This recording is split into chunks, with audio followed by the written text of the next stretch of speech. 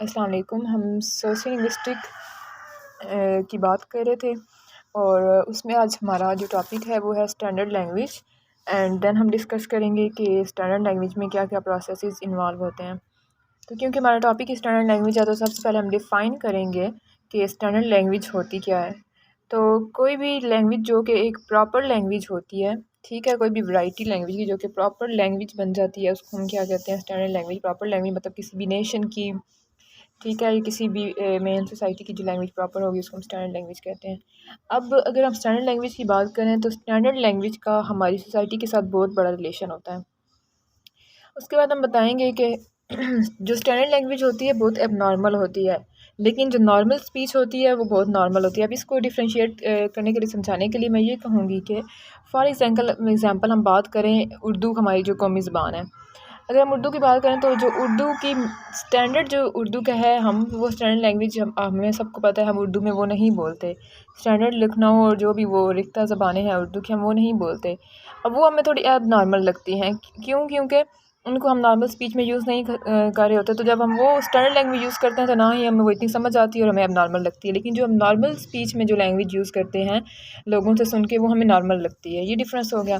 Then हम कहते हैं कि जो भी स्टैंडर्ड लैंग्वेज होती है, अब उसके बनने का प्रोसीजर क्या होता है। हम कहते हैं कि किसी भी सोसाइटी में से जब स्टैंडर्ड लैंग्वेज बनती है तो वो भी बाई चांस कभी भी स्टैंडर्ड लैंग्वेज नहीं बन जाती। उसको बनने के लिए लोगों का एक प्रॉपर पर्पस होता है। जो भी सोशियो लिंग्विस्ट होते हैं, जो भी लोग बना रहे होते हैं स्टैंडर्ड लैंग्वेज, उनका प्रॉपर एक पर्पस होता है। उस पर्पस के ज़रिए वो चलते हैं, देन स्टैंडर्ड लैंग्वेज बनती है।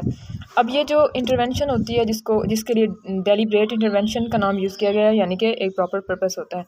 ये जो इंटरवेंशन होती है इसको हम कहते हैं स्टैंडर्डाइजेशन, जिसके ज़रिए क्या बन जाती है स्टैंडर्ड लैंग्वेज। अब जो भी वैरायटी, जो भी डायलेक्ट स्टैंडर्ड लैंग्वेज बना है, हमें पता है कि पहले तो वो डायलेक्ट था, बाद में डिफरेंट प्रोसीजर से गुजर के वो क्या बन गया, स्टैंडर्ड लैंग्वेज। अब स्टैंडर्ड लैंग्वेज हम कब से कह रहे हैं डिफरेंट प्रोसीजर से गुजर के बनती है, डिफरेंट प्रोसीजर से बन के गुजरती है। तो अब हम डिस्कस करेंगे कि वो कौन से प्रोसेसेस हैं जिनसे गुजर के कोई भी डायलेक्ट स्टैंडर्ड लैंग्वेज बनता है। तो हमारे पास टोटल 4 प्रोसेसेस हैं, जिनमें सिलेक्शन है, codification, elaboration of function and then acceptance है। अब इनको हम वन बाय वन डिस्कस करेंगे कि ये क्या चीज़ें होती हैं। सबसे पहले हम अगर सिलेक्शन की बात करें तो हडसन कहता है, अब जैसे कि हमें सिलेक्शन वर्ड से ही पता चल रहा है कि इसका मतलब हुआ कि कोई चीज़ हमने सेलेक्ट करनी है। तो हडसन कहता है कि इस सिलेक्शन के प्रोसेस में जो पहला स्टेप होगा उसमें हम कोई भी एक वैरायटी चूज़ करेंगे कि जिसको हमने किस चीज़ में डेवलप करना है, इवॉल्व करना है, जो कि हमारी स्टैंडर्ड लैंग्वेज बनेगी। कोई एक वैरायटी चूज़ करी जो कि आप करेंगे, जो कि आप बनेगी स्टैंडर्ड लैंग्वेज बनेगी, ठीक है। देन हमने कहना है कि अब ये हम वैरायटी चूज़ कैसे करेंगे। अब एकदम से पूरी सोसाइटी है, कोई भी एक वैरायटी चूज़ करनी नहीं, हमने कैसे वो चूज़ करनी है। या तो उसकी या तो कोई पॉलिटिकल या कमर्शियल सेंटर पे वो वैरायटी यूज़ हो रही हो, क्योंकि ये बहुत हमारे पास मेन सेंटर्स होते हैं यहाँ पे प्रॉपर लैंग्वेज यूज़ होती है, वो चूज़ करेंगे। या फिर ऐसा हो सकता है कि किसी भी सोसाइटी की डिफरेंट जो वैराइटीज़ होती हैं उनका जो मिक्सचर होता है, उनको मतलब उनको आपस में मिक्स करके उसको हम एक उनमें से अच्छे वर्ड्स निकाल के उसको हम एक प्रॉपर या स्टैंडर्ड लैंग्वेज बना दें। एक तो ये तरीका हो गया। फिर हम कहते हैं कि जो भी हम लैंग्वेज यूज़ करते हैं वो सोशली और पॉलिटिकली लिहाज से इम्पॉर्टेंट होनी चाहिए, ताकि फिर लोग फॉर एग्ज़ाम्पल फिर जिन लोगों को वो आती है लैंग्वेज, वो फिर दूसरे लोगों को वो शेयर करना स्टार्ट करते हैं। अच्छा, अब कई बार ऐसा भी होता है कि जो वैरायटी हमने चूज़ की है सोसाइटी में से, उसका कोई नेटिव यानी कोई कौमी मतलब उसको बोलने वाला होता ही नहीं है, फिर भी वो स्टैंडर्ड लैंग्वेज बन जाती है। इसकी ये एक हमारे पास जो बहुत ही इम्पॉर्टेंट एग्ज़ाम्पल है वो हमारे पास है इसराइल की। इसराइल की जो हमारे पास नेटिव वो स्टैंडर्ड लैंग्वेज है वो है हेब्रियो, लेकिन हेब्रियो का कोई एज सच नेटिव स्पीकर वहाँ पे नहीं है, ठीक है। ये हमारे पास सिलेक्शन में हो गया। हमने 3-4 प्रोसेस इसमें स्टेप्स बताए। देन हमने आना है स्टेप वाइज करते हुए कोडिफिकेशन के प्रोसेस पे। अब कोडिफिकेशन मतलब कोडिफाई से पता चल रहा है किसी चीज़ को हमने लिख देना है।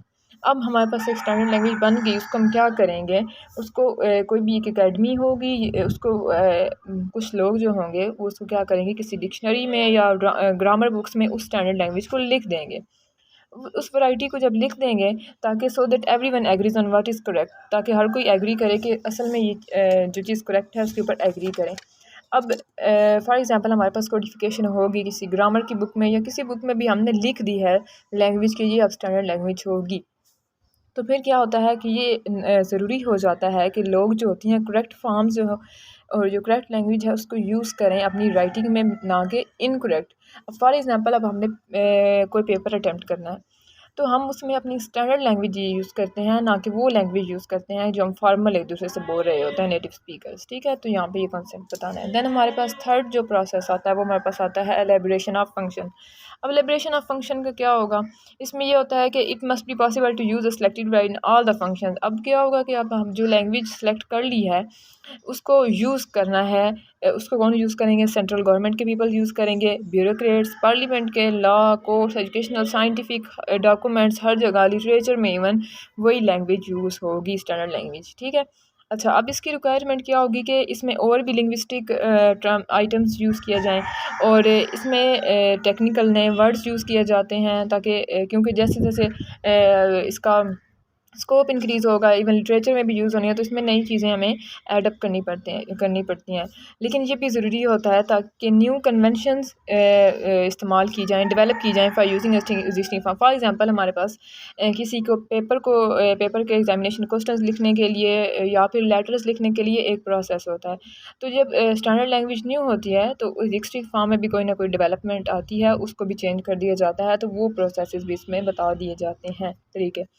देन हमारे पास आता है एक्सेप्टेंस। अब एक स्टैंडर्ड लैंग्वेज बन गई, सेलेक्ट होगी, कोडिफिकेशन हो गई, ये भी पता चल गया कि अब उसको कौन से लोग यूज़ करेंगे, तो हमारे पास आती है एक्सेप्टेंस। एक्सेप्टेंस का मतलब होता है कि अब उसको हमारी जो पूरी सोसाइटी है, हमारी एक कौम है, उसको वो एक्सेप्ट करेगी, तभी कोई चीज़ एक्सेप्ट होती है, देन ही वो हमारे पास एक मतलब सारे लोग जब उसको एक्सेप्ट करते हैं वो हमारे पास फिर प्रॉपर स्टैंडर्ड लैंग्वेज बन जाती है।